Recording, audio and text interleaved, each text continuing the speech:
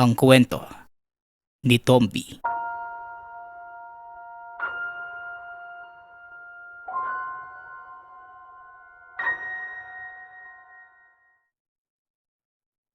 Nung mga panahong ito, nagsisimula pa lamang sa larangan ng panggagamot si Guillermo. Sa ilalim ng pagtuturo ng ama na si Mang Roman, kilala ito sa kanilang bayan bilang isang magaling na albularyo.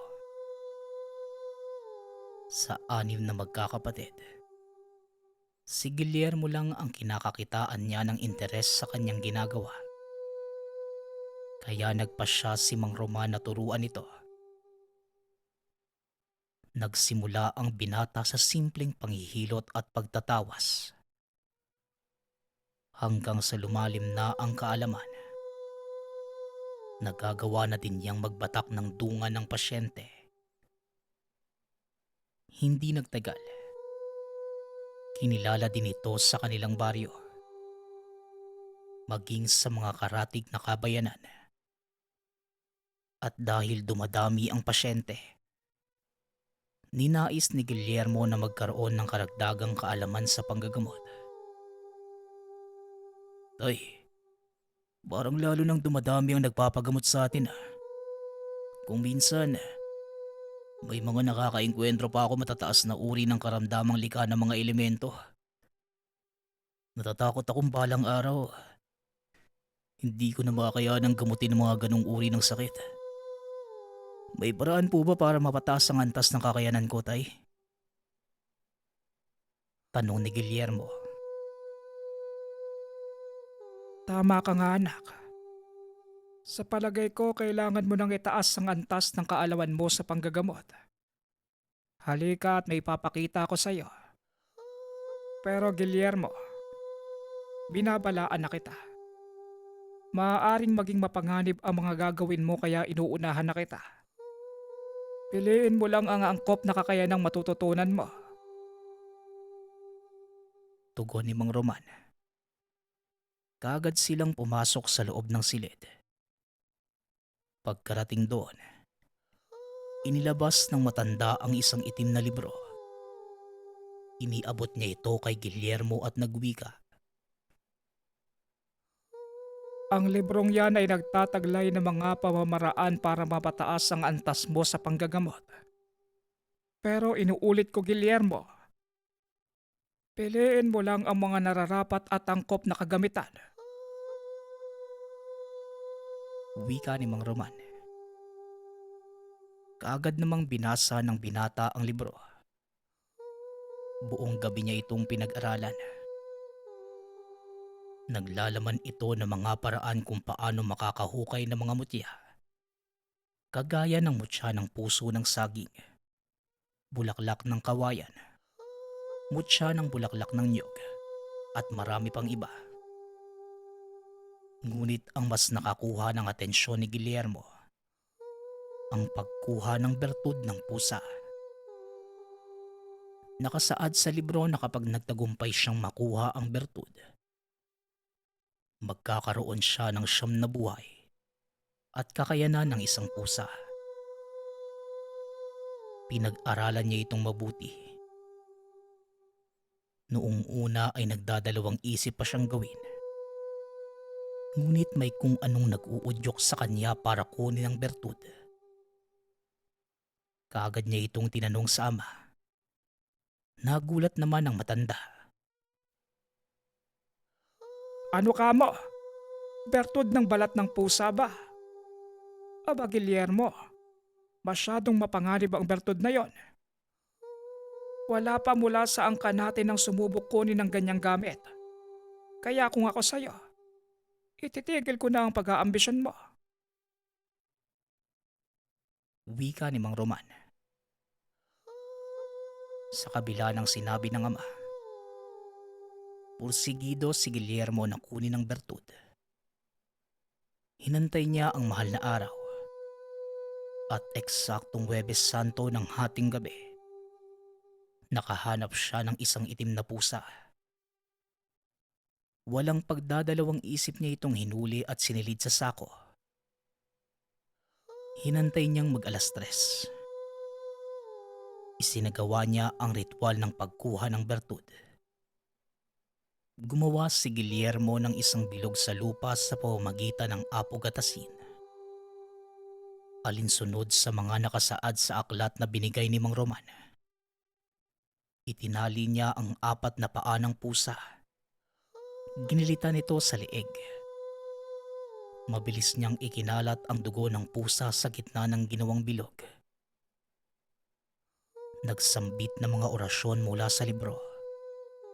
At nang makumpleto niya ang dasal, kaagad niyang sinugatan ng pulso at pinatak ang sariling dugo sa gitna ng bilog. Matapos itong gawin, kaagad niyang binalatan ng itim na pusa. Isinagawa niya ang huling bahagi. Kinain ni Guillermo ang puso nito bilang pagsasara ng ritual. Halos masuka ang binata ng mga sandaling iyon. Ngunit hindi siya nagpadaig. Pilit niyang pinigilan ang sariling maduwal. Hanggang sa sumapit ang 6:00, kinuha niya ang balat ng itim na pusa at binalot sa itim na tela. Sa pag-aakalang tapos na ang mga pagsubok, kaagad siyang naghanda upang umuwi. Pero papatayo pa lamang si Guillermo. Bigla na lang may kung anong nilalang na sumipa sa kanya.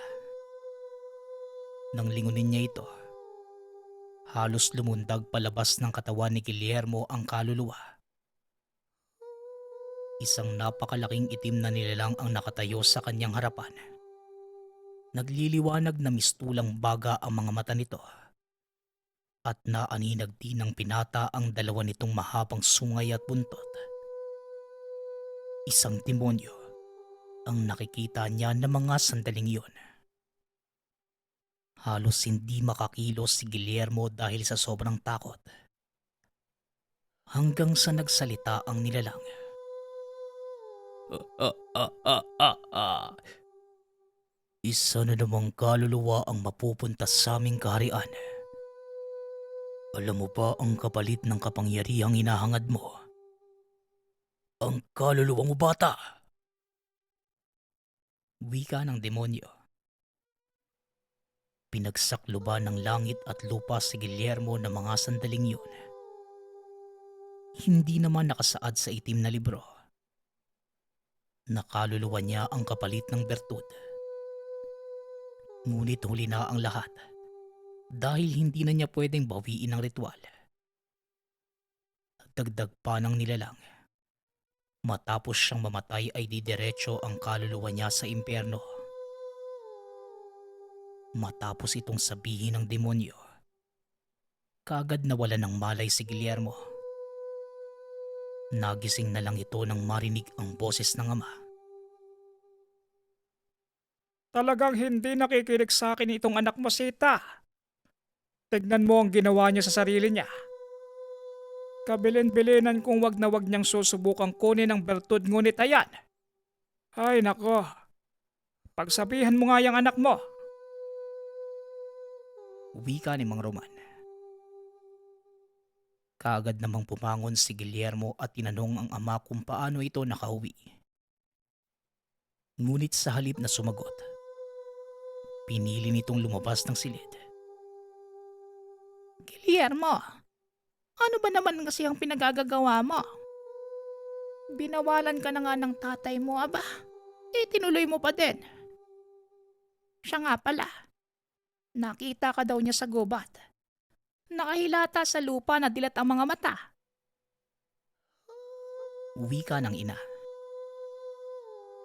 Pinalipas na lang ng binata ang galit ng ama. Maging si Mang Roman. Wala na ding magagawa pa. Ngunit kahit alam ni Guillermo na nagawa niyang tapusin ang ritual para makuha ang bertud, hindi niya alam kung matagumpay ba niyang napagana ito. Hanggang sa isang araw, nagkaroon siya ng hindi sinasadyang pagkakataon upang masubukan ang kakayanan ng bagong bertud. Mag-aalas 4 ng hapon ng mga sandaling iyon. Habang papauwi si Guillermo, nang makasalubong niya ang isang babaeng tumatakbo. Sa likod nito ay may isang lalaking humahabol sa kanya. May dala itong itak. Napakalapit na nito sa babae kaya naman sinubukan ng pinatang sanggain ang pagtaga ng lalaki. Sa kasamaang palad, tinamaan siya sa leeg. At nang makita ng lalaki na si Guillermo ang nataga niya, kaagad itong kumaripas ng takbo. Sa sobrang takot ng babae ay nahimatay na ito. Samantalang si Guillermo naman, nag-aago buhay na. Unti-unting nawala ang liwanag sa paningin hanggang sa tuluyan na itong nagdilim. Ngunit ilang minuto ang nakalipas. Naramdaman ng binata na binubuhat siya ng ilang kalalakihan papunta sa kanilang tahanan. Dali-dali siyang bumalikwas dahilan para mabitawan siya ng mga ito. Isa sa mga kalalakihang nagbuhat sa kanya ay ang pinsan na si Lorenzo. Dahil sa sobrang pagkagulat, nagtakbuhan ang mga lalaki at naiwan silang dalawa ng pinsan. Anak ng... Aray, ang sakit ng balakang ko. Bakit naman nila ako binitawan? Tanong ni Guillermo habang hawak ang likuran. Aba malamang matakot sila dahil ang alam nila patay ka na eh. Nakita ka naming duguan sa tapat ng bahay nila Mang Amboy. Sabi ng asawa niya, nataga ka daw eh. Tugon ni Lorenzo. Biglang naalala ni Guillermo ang tungkol sa tanga na bertud. Napangiti ang binata habang hawak ang leeg na tinamaan ng itak. Hoy Manong, aba, para kang baliw dyan ah. Tumayo ka nga at na makapagpalit ka ng damit. Ano ba kasi talagang nangyari sa'yo? Tanong ni Lorenzo. Di ko din alam minsan. Tsaka hindi ako sigurado kung anong nangyari sa akin eh. Ang alam ko lang, tinaga ako ni Alan kanina. Tugon ni Guillermo.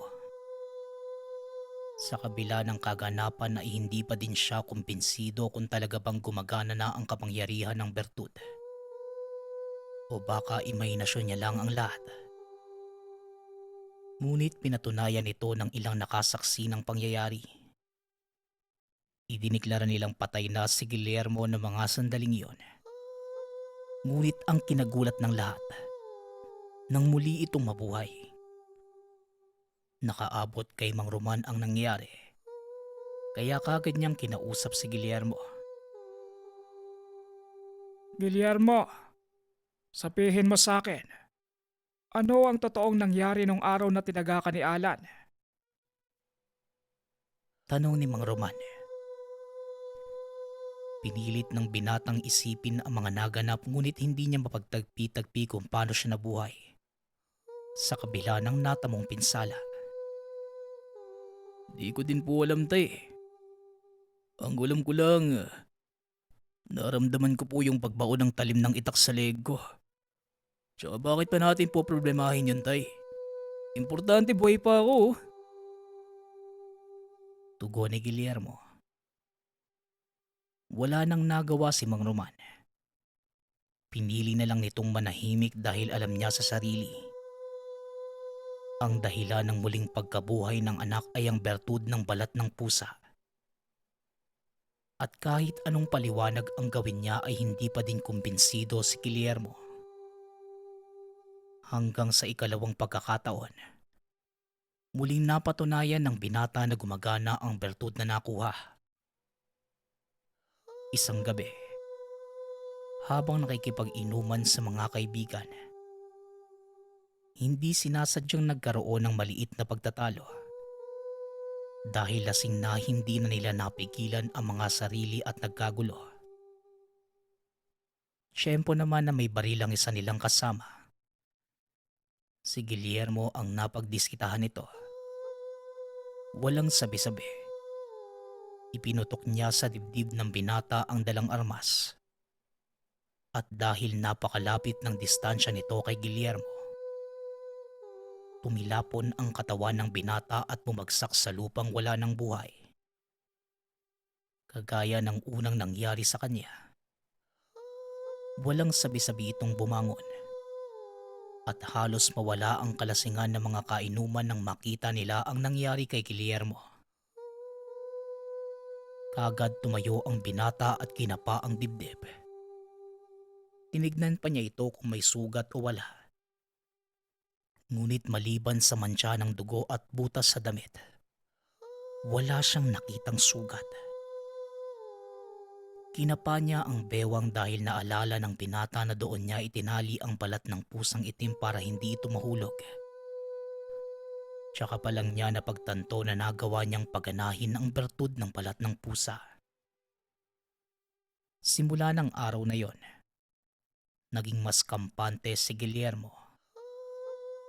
Nagsimula na ding magbago ang pag-uugali. Naging mataas ang tingin sa sarili. At dahil na din sa mga balitang kumakalat tungkol sa kanya, kinatakutan siya ng mga tao sa baryo. Walang sino man ang nanghas na magsalita ng masama laban sa kanya. At sa tuwing makikita itong naglalakad sa daan, kusang tumatabi ang mga tao. Napapangiti na lang si Guillermo sa nangyayari na tila nagugustuhan pa niya ito. Naging sentro din siya ng basag ulo sa karatig baryo. At ilang beses nalagay ang buhay ng binata sa tiyak na kamatayan.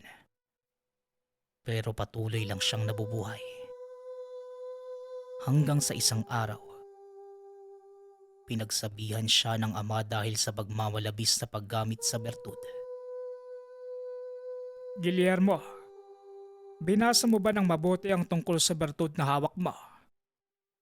Ayon sa itim na libro, meron ka lamang siyam na pagkakataong bumalik sa mundo ng mga buhay. At kapag naubos na ito, alam mo na kung ano ang mangyayari kaya wag mong sayangin yan. Wika ni Mang Roman. Tumango naman si Guillermo bilang pagpapakitang nakikinig siya sa ama. Ngunit sa paglipas ng mga araw, naging kakaiba ang pag-uugali ng binata. Mas lalo itong naging mayabang dahil sa taglay na kakayanan. Kung minsan, may narinig pang sumpong ang mga magulang na si Guillermo mismo ang nagsisimula ng gulo. At ilan sa mga kinasasangkutan niya ay kadalasang may namamatay. Maliban sa mga engkwentro sa kapwa-tao, nakasagupa din siya ng isang malalakas na albularyo. Nagawa nitong bawasan ang buhay ni Guillermo. Ni hindi man lang niya nagawang gumante sa manggagamot. Kaya hinanap niya ito at ipinangako sa sariling hindi titigil hanggat hindi nakakaganti. Hanggang sa mag-cruise muli ang landas ng dalawa. Nang minsang mapadaan si Guillermo sa tapat ng tahanan nito, sakto namang nanggagamot si Pilong. Kagad pinasok ni Guillermo ang tahanan. Laking pagtataka niya dahil sa kabila ng nangyaring alitan. Nagawa pa din siyang tanggapin ito bilang tao sa sariling pamamahay. O Guillermo, ikaw pala. Halika tumuloy ka. May tutulong ba ako sa'yo? Sandali lang at tatapusin ko lang ang pasyente ko. Wika ni Pilong.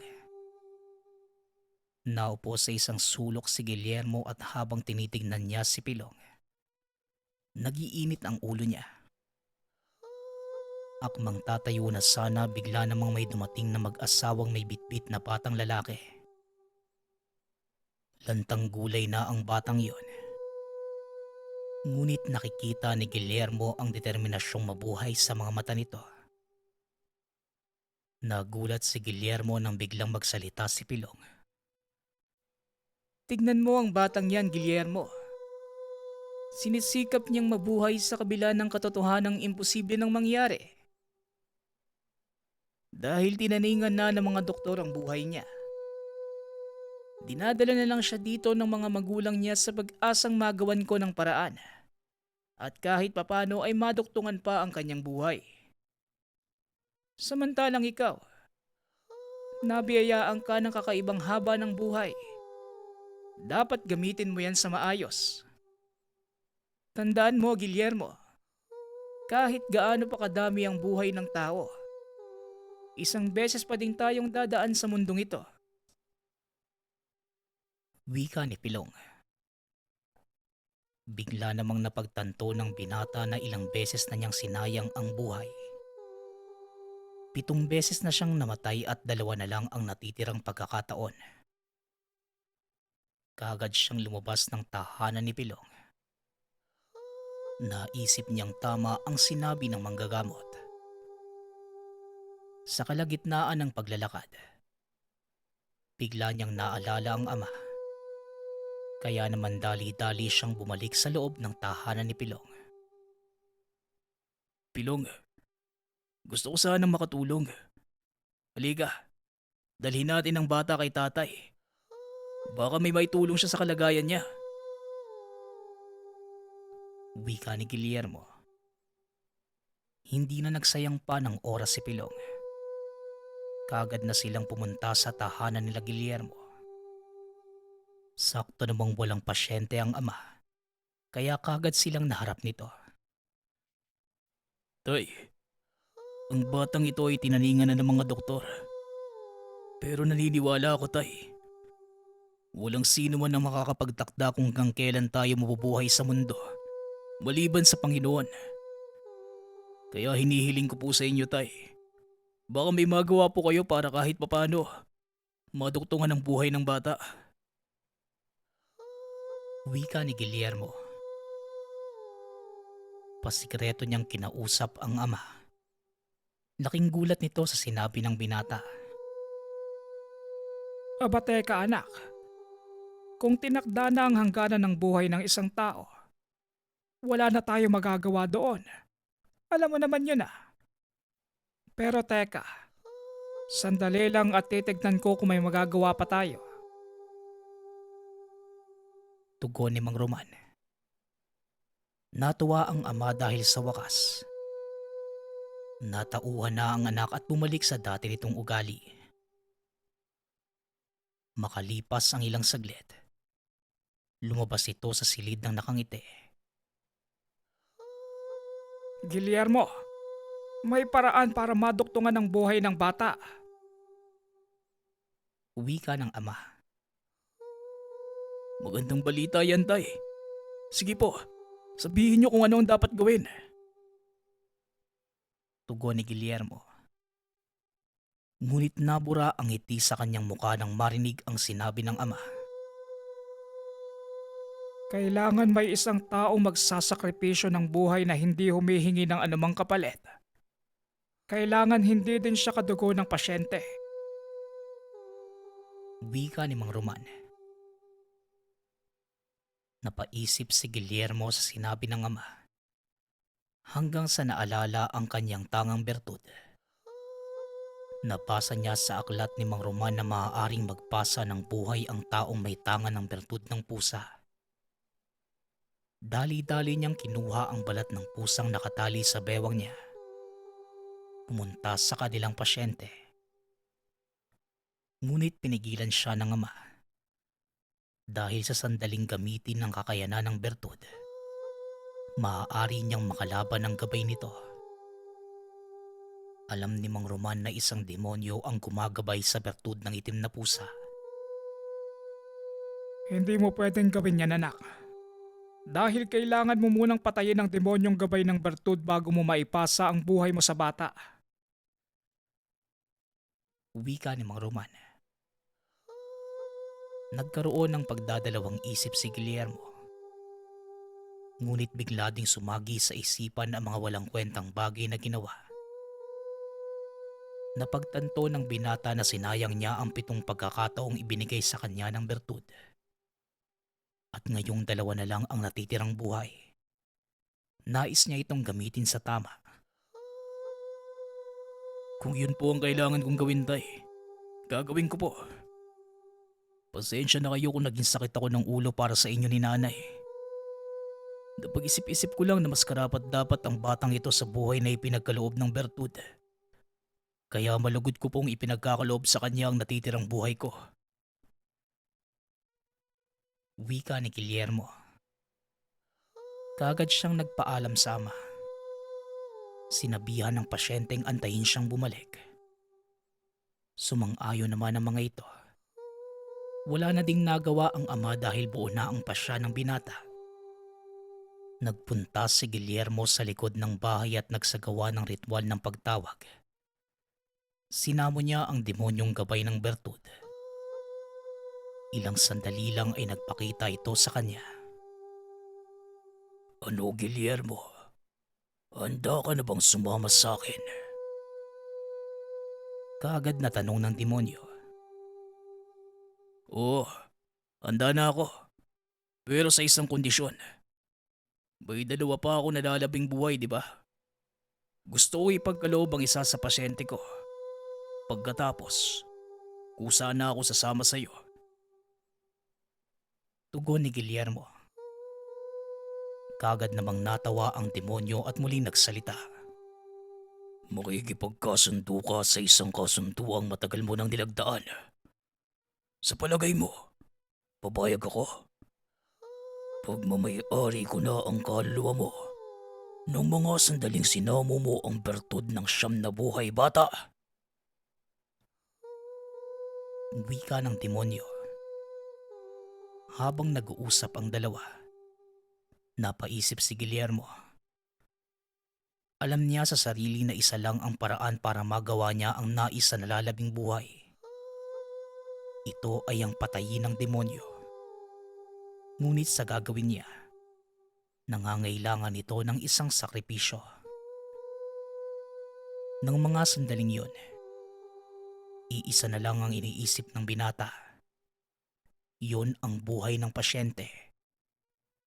Kaya walang pagdadalawang isip niyang kinalaban ng demonyo sa pamamagitan ng isang ritual na tinuro sa kanya ni Mang Roman. Naglabas ng kutsilyo si Guillermo at iniwa ang pulso. Gamit ang dugo. Gumuhit siya ng 2 pentagramo sa kanyang palad. Ang ritual na gagawin niya ay maaaring magkulong sa demonyo at makawala siya mula sa kasunduan nila nang hindi binabawi ang bertud. Laking gulat ng demonyo nang makita ang ginagawa ni Guillermo. Inaalay nito ang isa sa 2 natitira pang buhay upang ikulong ang gabay mula sa impyerno. Anong ginagawa mo? Wala kang utang na loob. Binigyan kita ng kapangyarihan at ito ang igaganti mo sa akin? Sigaw ng demonyo. Habang pilit na kumakawala sa kadenang gawa sa dugo ni Guillermo. Manahimik ka lang at bumalik sa impyernong pinanggalingan mo. Tugon ng binata. Sabay sarado ng mga palad. Matapos yun, naglaho ang demonyo sa harapan. Ngunit nawala naman siya ng malay. Ito ay isang palatandaang nababawasan ng kanyang buhay. Nang magkamalay siya, kaagad siyang pumunta sa pasyente at kinausap ito. Umupo siya sa tabi ng nakahigang bata habang hawak ang bertud ng balat ng pusa. Gusto ko makabawi sa lahat ng pagkakamali kong ginawa. At sana, maging sapat ang buhay ko para magpatawad ako ng mga taong napinsala at nasaktan ko. Gusto kong ingatan mo ang buhay na ibibigay ko sa'yo.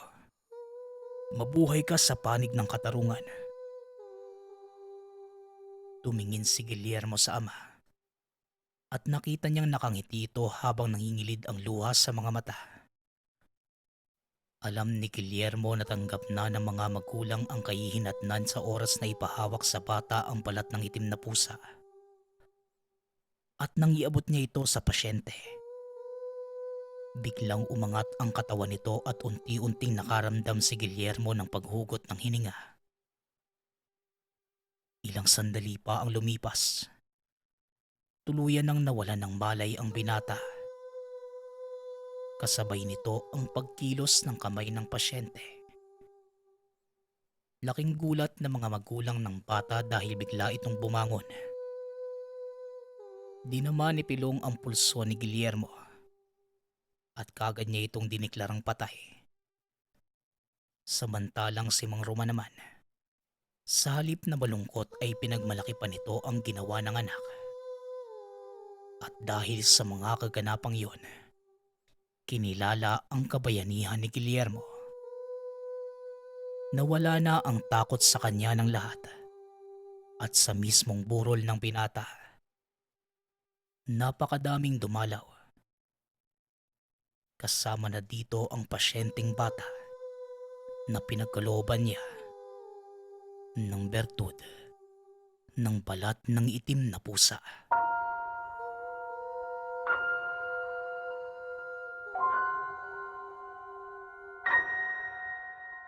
Ang kwentong ito ay hango sa totoong buhay.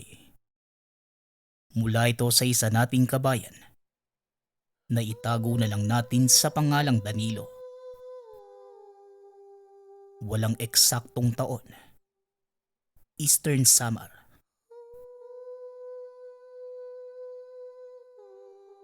Maagang naulila sina Danilo at Hener. Ang mga magulang nila ay nasawi sa digmaan. Dahil dito, itinuring na nila ang isa't isa na totoong magkapamilya. Tulungan ang mga ito sa pagagilap ng mga kagamitan na maaaring makatulong sa pamumuhay. 20 taon na matapos ang digmaan, unti-unti nang nakakabangon ang bayan. Nabuo ang mga infrastruktura at ibang establishmento tulad ng mga paaralan, klinika at iba pa. Kasabay din ito ang pagbangon ni Danilo at Hener. At hindi kalaunan, nakahanap sila ng trabaho at nakilala ang mapapang asawa. Bagamat may sari-sarili ng buhay, paminsan-minsan nakikita pa rin sina Danilo at Hener kasama ang sari-sariling pamilya. Lumipas pa ang ilang taon na akala nila na yun na ang pagtatapos ng paghihirap ng buhay. Hanggang sa isang araw, niyaya ni Danilo sa Hener na mabalik tanaw ang nakaraan. Matapos ang tagpong yun, kaagad din naman silang umuwi sa kanya-kanyang tahanan. Pero makalipas ang ilang oras, laking gulat ni Danilo nang may malakas na katok na marinig sa pintuan. "Uy, sandali! Gabing-gabi na! Sino ba yan?" "O, Hener, ano namang ginagawa mo dito?" tanong ni Danilo. Wala na sila. Wala na sila." tugon ni Hener. "Teka, ano bang sinasabi mo? Sinong wala?" muling tanong ni Danilo. "Yung asawa at anak ko, wala na sila." tugon ni Hener. Hindi na nito napigilan na pumatak ang luha. "Ano? Teka nga, pumasok ka nga muna. Ano ba talagang nangyayari?" wika ni Danilo. "Naaksidente daw sila habang sinusundo ng asawa ko yung anak namin eh. Nabungko sila ng sasakyan.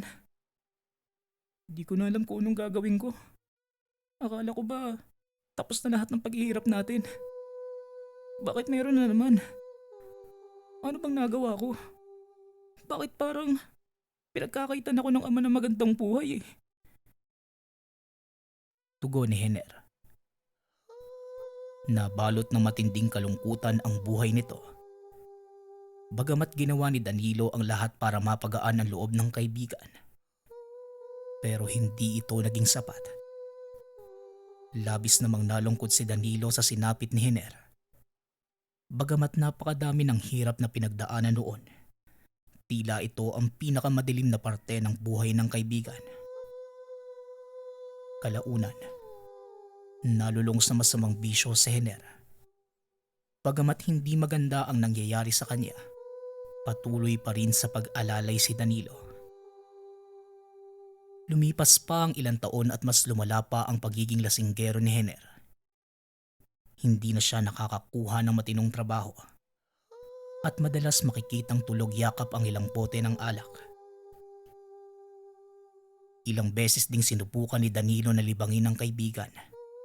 Pero kahit saan niya ito dalhin, palagi itong malungkot at wala sa sarili. Patuloy lang niyang hinayaan ang kaibigan. Iniisip na kailangan lang nito ng mahabang panahon para makapagluksa. Dagdag ni Danilo, kailangan niyang hayaan si Henner na mailabas ang lahat ng sama ng loob sa pagkawala ng mag-ina. Lumipas pa ang ilang buwan na taon. Madalas niya itong yayain na gumawa naman ng ibang bagay. Hanggang sa isang araw, sa wakas ay pumayag na si Henner. Panandalian silang magkakamping sa gubat sa loob ng 3 araw. Inisip ni Danilo na maaaring gumaan ang pakiramdam nito kahit papano sa sariwang hangin at simpleng pamumuhay. Kaagad namang nag-impake ang dalawa at nagpaalam sa pamilya ni Danilo. Bumiyahe na ang magkaibigan at nang makarating sa isang bayan. Matapos magtanong-tanong, napag-alaman nilang hindi pala yon ang destinasyon. Hanggang sa merong matandang lalaki na lumapit sa kanila. Medyo kakaiba ang presensya nito kaya naman naging maingat ang dalawa. Kung ako sa inyo mga iho, huwag niyo nang hanapin ang lugar na yon. Hindi niyo alam kung anong elemento ang nakatago doon. Naghihintay lang sila ng susunod na biktima.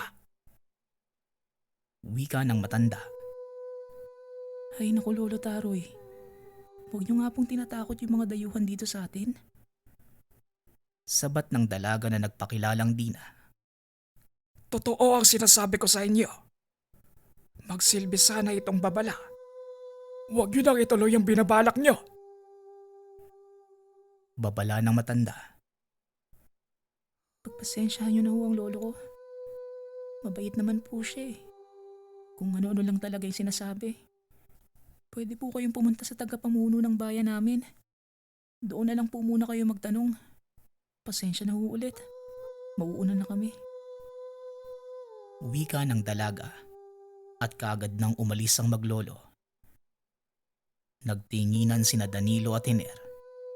Hindi na nila ito pinigyan ng pansin at kaagad nang pumunta sa tagapamuno ng bayan. Doon nila nalaman na nasa kabilang bayan lang ang hinahanap nila. Maaari na nila itong lakarin. Nagpasalamat ang dalawa sa tagapamuno. Pero bago sila tuluyang makalis sa bayan, nakita muli nila ang matanda. Hindi ito nagsasalita. Pero makikita sa mga mata na binabalaan sila na wag nang tumuloy. Pero ilang minuto lang ang nakalipas. Nakarating na sila sa destinasyon. Napakaaliwalas at linis ng gubat. Puno ng mga puno at iba't ibang klaseng halaman. Sariwa ang hangin at may mga anyong tubig na matatagpuan. Naganap ng pwesto ang dalawa para mailatag na ang mga kagamitan. Pagsapit ng dilim at matapos ang paghahanda, gumawa na sila ng apoy at doon nagkwentuhan. Paulit-ulit na kinikwento ni Henner ang masasayang sandali nila ng asawa at kung anong tuwa ang nadama ng maisilang ang anak. Bagamat nakangiti ang kaibigan habang nagkikwento, makikita sa mga mata nito ang matinding kalungkutan. Pero natigil ang pag-uusap ng dalawa na makarinig ng kakaibang tunog. Noong una ay hindi ito malinaw. Pero habang tumatagal ay napagtanto nilang iyak ito ng sanggol. Danilo, puntaan natin. Baka kailangan nila ng tulong. Wika ni Henner. Mahanga talaga ako sa'yo no? Kahit anong masamang mangyari sa'yo, busilak pa rin ang puso mo kaibigan. Pero sa tingin ko, hindi naman tayo dapat mabahala eh. Baka naman merong bahay na malapit dito at doon galing yung iyak ng sanggol. Tugon ni Danilo. Oo nga no, Sige, tuloy na lang natin yung pagkukwentuhan. Wika ni Hener. Pero ilang minuto na ang nakalipas. Hindi pa rin tumitigil ang iyak ng sanggol. Kaya hindi sila nakapagkwentuhan na maayos. Pinipilit ni Hener si Danilo na puntahan nila ito. Pero kakaiba ang nararamdaman ni Danilo. Nagtalo pa ang dalawa pero hindi kalaunan. Napagpasyahan nila na tignan ni Hener kung meron nga bang bahay malapit sa pwesto. At kung meron man ay nangako itong tatahimik na. Umalis na si Hener at naiwan mag-isa si Danilo. Pinagmamasdan niya ang kagandahan ng kalikasan at nag-iisip ng iba pang paraan para mapagaan ang kalooban ng kaibigan. Pinagdasal din niya na sana makausad na ito at makanta ng kaligayahang pinagkait sa kanya. Pero makalipas ang ilang minuto, hindi na marinig ni Danilo ang iyak ng bata. Kaya naman hinintay na lang niya si Hener na bumalik. Pero lumipas pa ang ilang minuto ay wala pa rin ito. Naghintay pa ng ilang saglit si Danilo at nang wala pa rin ang kaibigan.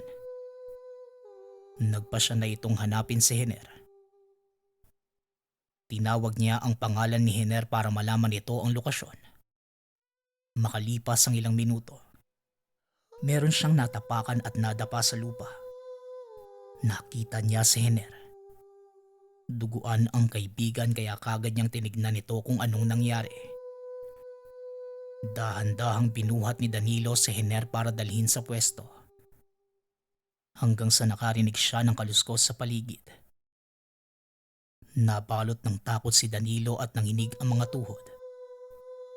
Pero hindi na niya ito pinansin at tumakbo papalayo sa lugar. Hanggang sa napansin niya na tila may humahabol sa kanila. Kaya naman mas lalo pa niyang binilisan. Kinuha lang ni Danilo ang kayang bitbitin na gamit at tumakbo muli. Napatigil siya sa pagtakbo ng may nabunggo ito. Halina kayo. Hindi ba binalaan ko na kayo na huwag kayong pupunta dito? Wika ng matandang nagbabala sa kanila kanina. Paano niyo nalaman kung nasaan kami? Ano po bang ginagawa niyo rito? Tanong ni Danilo. Mamaya na ang mga katanungan. Halina, bago pa kayo maabutan ng elemento. Tugon ni Lolo Taroy. Matapos magsalita ng matanda, muli nilang narinig ang iyak ng sanggol. Dali-dali silang umalis at makalipas ng ilang minuto. Narating na nila ang tahanan ng matanda. Lolo, saan ho kayo galing?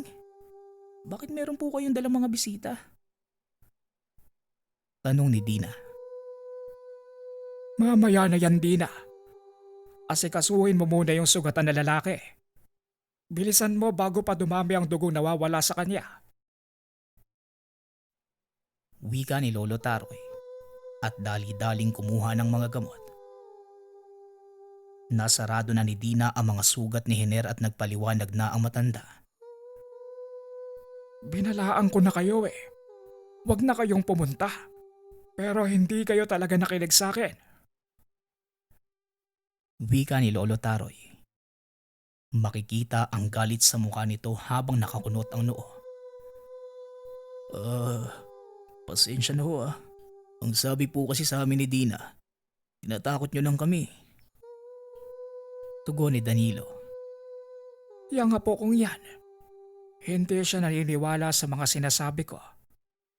Ang gusto niya mismo, masaksihan muna mga bagay-bagay bago siya maniwala. Mapapahamak talaga yung batang yan kung patuloy na ganyan ang pag-iisip niya. Paliwanag ni Lolo Taroy. Maraming salamat po pala sa tulong niyo kanina. Hindi ko rin po alam kung saan kami pupunta eh. Lalo na't gabi na. Maraming salamat po ulit. Kamusta na po pala si Hener? Tanong ni Danilo. Mukhang magiging maayos naman ang lagay niya. Base sa mga sugat ng kaibigan mo. Aakalain mo talaga sa una na aswang yon. Pero nang marinig ko ang iyak ng sanggol, doon ko na sigurado na tiyanak yon. Wika ni Lolo Taroy. Tiyanak, ano po yun? Tanong ni Danilo. Ayon sa mga kwento, ang tiyanak ay masamang elemento na mukhang demonyong sanggol. Kumakain ito ng tao. At kung ano man ang narinig niyong pag-iyak, ganun niya nabibiktima ang ibang tao. Kagaya kay Hiner. Ayon sa iba, nagmula daw ang mga tiyanak sa mga sanggol na inabandona. O hindi kaya mga sanggol na namatay nang hindi nabibinyagan. Madali lang naman iwasan ng mga ito. Huwag mo lang susuntan ng iyak ng sanggol kahit anong mangyari. Paliwanag ni Lolo Taroy. Walang humpay sa pagpapasalamat si Danilo sa matanda at apo nito na inasikaso sila kahit hindi sila magkakilala. Kinabukasan, nagtawag na sila ng ambulansya at umuwi ng tahanan. Lumipas pa ang ilang araw at tuluyan ng gumaling si Hiner. Pagkagising niya, doon lang niya ikwinento ang nangyari. Habang sinusundan niya ang iyak ng sanggol, bigla siyang napatigil nang mawala ang ingay. Pabalik na sana ito pero biglang may umatake sa likuran niya. Napaupo ito sa sakit at nang mahawakan ng batok, nakita niyang nagdudugo ito. Pagtingala ni Hiner, naroon ng sanggol pero hindi karaniwan. Nakatayo lang ito pero sobrang itim ng balat. Matalas ang mga ngipin at pula ang mga mata. Hindi na niya namalayan ang mga sumunod na nangyari. Bumalik na lang siya sa wisyo nang marinig ang pagtawag ni Danilo. Kaagad umalis ang elemento bago pa man ito matuluyan. Napagpasyahan nilang mag-asawa na panandali ang manirahan muna si Hiner sa kanila. Hanggat hindi pa bumubuti ang kalagayan. Ilang araw itong hindi nakakatulog ng maayos. Pati na rin ang mag-asawa dahil tuwing gabi ay bigla itong sisigaw. Dahil pamilya na rin ang tingin nila kay Hiner, sinamahan nila ito hanggang sa ilang buwan nang lumipas at tuluyan na itong gumaling. Kalaunan ay nakausad na rin si Hiner at nakatagpo ng bagong pag-ibig. At bumuo muli ng sariling pamilya.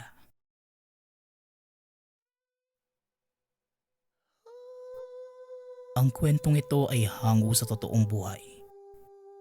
Mula ito sa isa nating kabayan na itago na lang natin sa pangalang Ramil. Walang eksaktong taon. Probinsya ng Samar.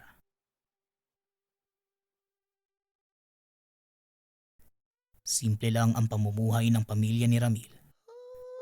Kasama ang ina, ama at nakababatang kapatid. Masaya at payapa ang lugar pero lahat ng ito ay nagbago sa isang iglap. Maagang nagising si Ramil para magigibsana ng tubig para sa pamilya.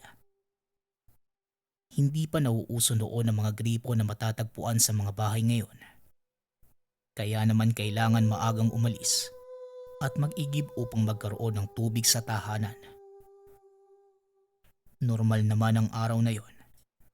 Katamtaman lang ang init at sariwa ang hangin. Papauwi na sana si Ramil bitbit ang dalawang malaking timba. Pero nagulat siya nang may bumunggo sa kanya at natapo ng mga ito. Nagalit naman si Ramil dahil sapat lang ang rasyon ng tubig sa buong bayan. Baka pagbalik niya sa pinag-iigiban, wala nang natira para sa kanyang pamilya. Kaagad niyang tinignan kung sino ang nakabangga. Pero tumatakbo ito kaya hindi na niya nakita.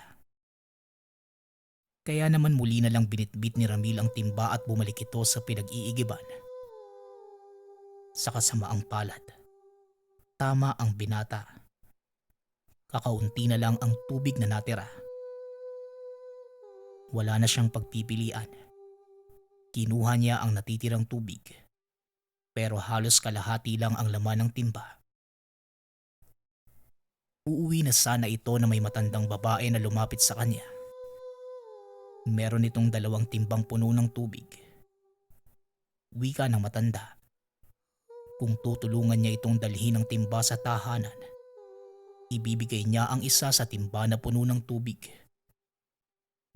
Likas namang matulungin si Ramil kahit na walang kapalit. Pero dala na din ng pangangailangan. Tinanggap na lang niya ang alok na matanda. Matapos itong maihatid ang timba sa tahanan ng matanda, binigay na nito ang isang timba sa kanya. Nagpasalamat naman si Ramil at kaagad nang umuwi. Oh, Ramel, andyan ka na pala. Bakit naman parang natagalan ka? Tanong ng ina. Pagkapasok pa lang ni Ramil ng tahanan. Nay, meron ho kasing bumangga sa akin kanina habang pabalik ako eh. Natapon lahat ng dala ko. Hindi man lang ako nang hingi ng pasensya eh. Aawayin ko na sana. Kaso hindi ko po nakita yung mukha eh. Mabilis din po kasing tumakbo. Pero wag po kayong mag-alala, Nay. Nakakuha naman po ako ng tubig eh. Tugon ni Ramil. Ayos ka lang naman ba, anak? Saan galing yung galos mo? Hayaan mo na. Sa susunod mag-iingat ka na lang at tignan mo muna ang paligid. Wika ng ina. Nagpatuloy ang araw na walang masyadong ganap. Nang gabing yon habang kumakain, naubusan na sila ng mineral na inumin. Kaya naman napilitan si Ramil na ibigay ang tubig mula sa timba at pinainom sa kapatid dahil nabibilaukan ito. Hindi naman delikado ang tubig dahil malinis naman ang paligid.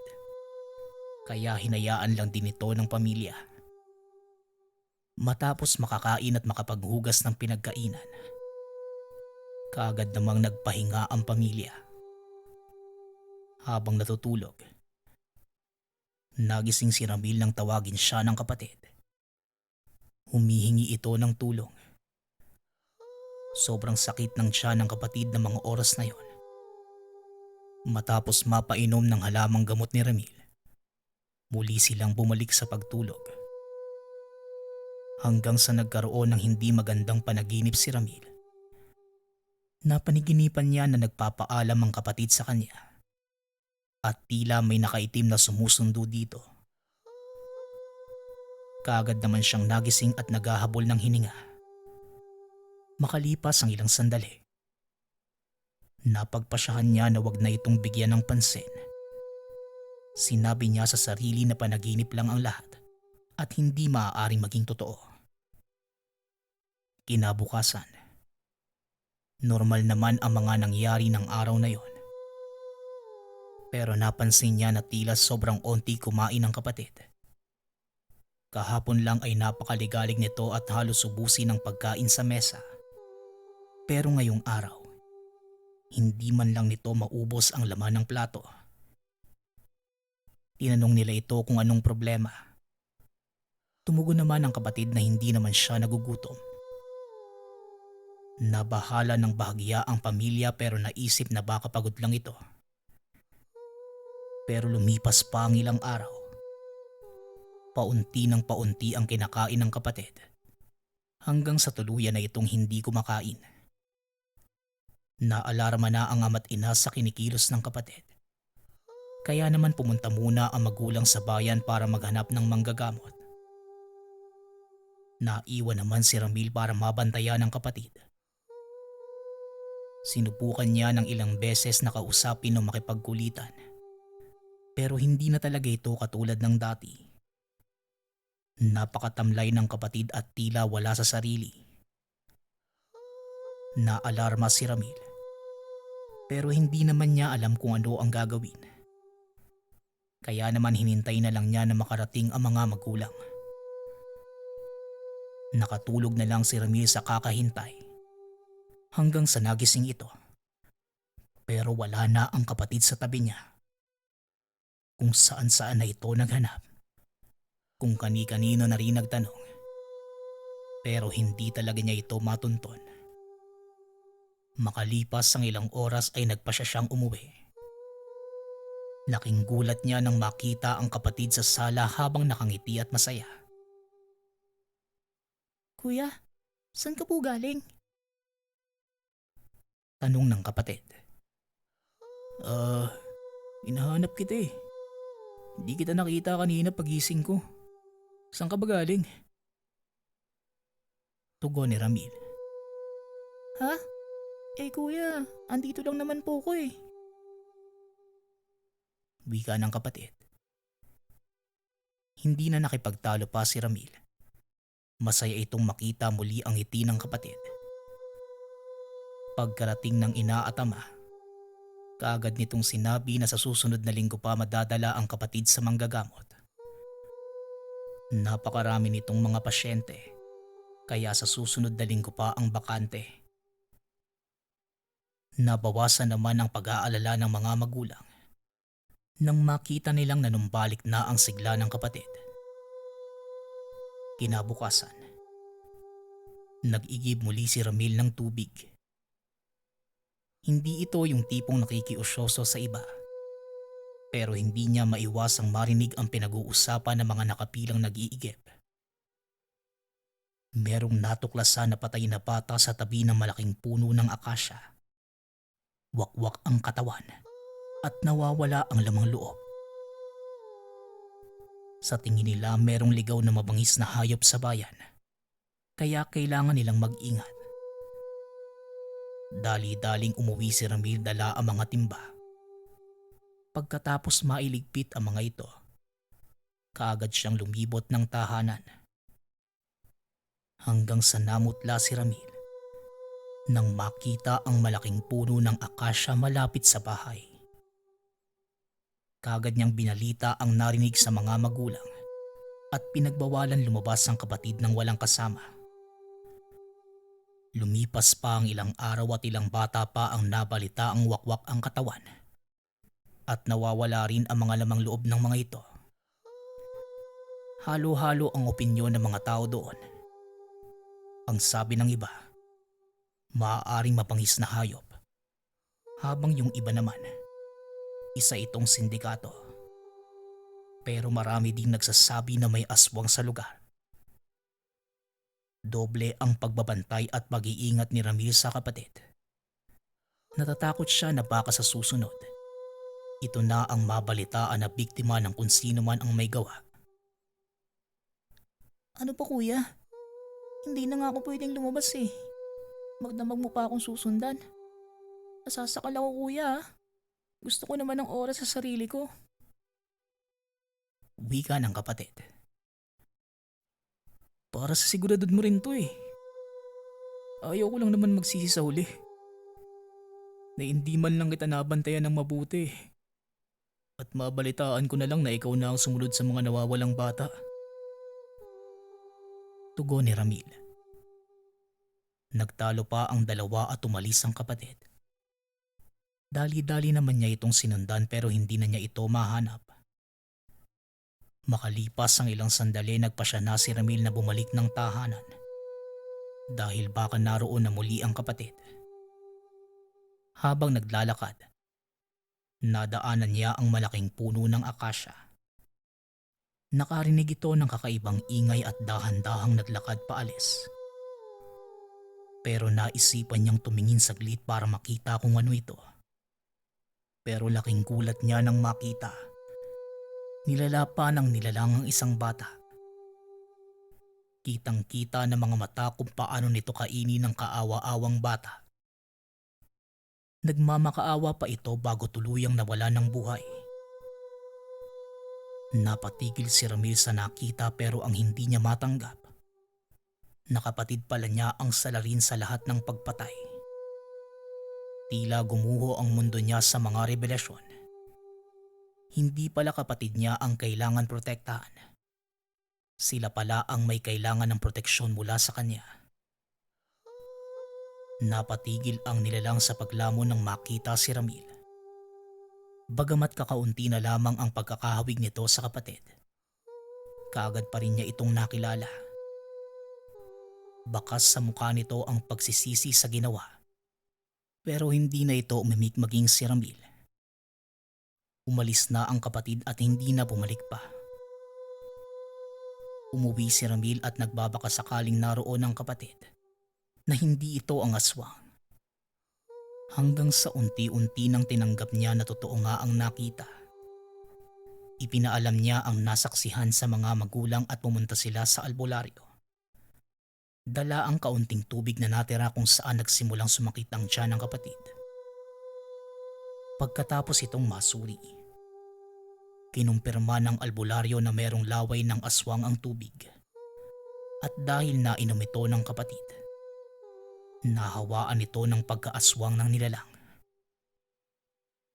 Lumipas ang mahabang panahon at tuluyan ng hindi bumalik ang kapatid.